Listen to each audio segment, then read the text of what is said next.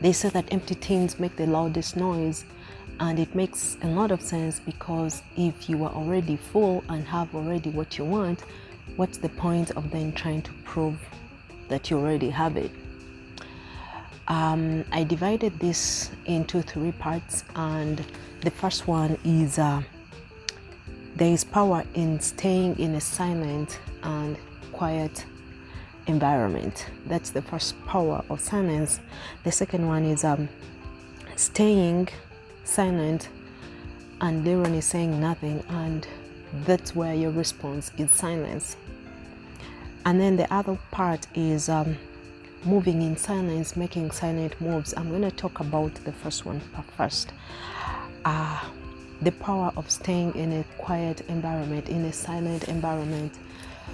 For example, right now it's night time. It's about 10:30 p.m.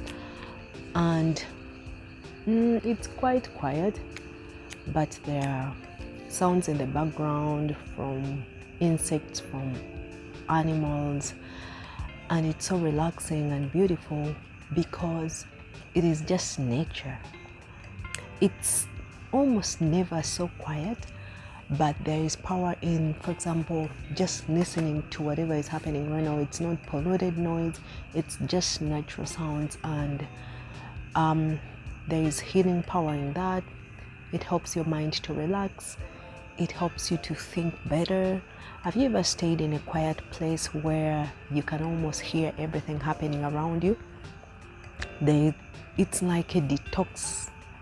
It's like detoxing takes place, especially in your mind. That's why when we sleep, the best place to sleep is in a quiet place. So there is power in literally staying in a quiet environment. I know most people don't like quiet places because maybe they're scared, maybe they don't want to be by themselves. A lot of people get bored in such a quiet environment, but it is therapeutic and it helps you to detox your mind. And then there is power in staying literally silent and saying nothing, where this second part of power of silence is where you literally say nothing. For example, if someone is confronting you in an argument and it's automatic that you have to respond and say something, you will be surprised that staying silent is a more powerful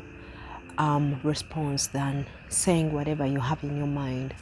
I learned this technique, and when I learned it, I'm no longer pressured into saying whatever is on my mind, because I don't have to. And people get surprised that a better response, a more powerful response, is silence. And people try to read your mind and people try to get into your mind, but the fact that your response is silence in a situation where you would have said whatever you wanted to say that could even escalate the situation is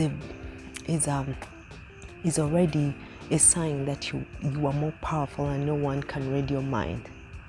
So there is power in a silent response, especially in argumentative situations. You can try it and you'll be amazed that next time, if you are someone that has been pressured into saying things and you regret them, practice giving a silent response. And then the third part about the power of silence is moving in silence and not announcing your move.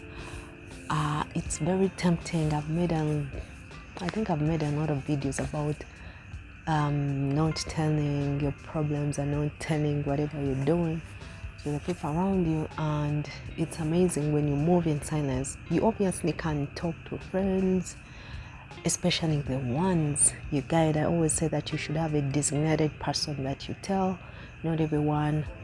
And there is power in doing things in silence and taking the move.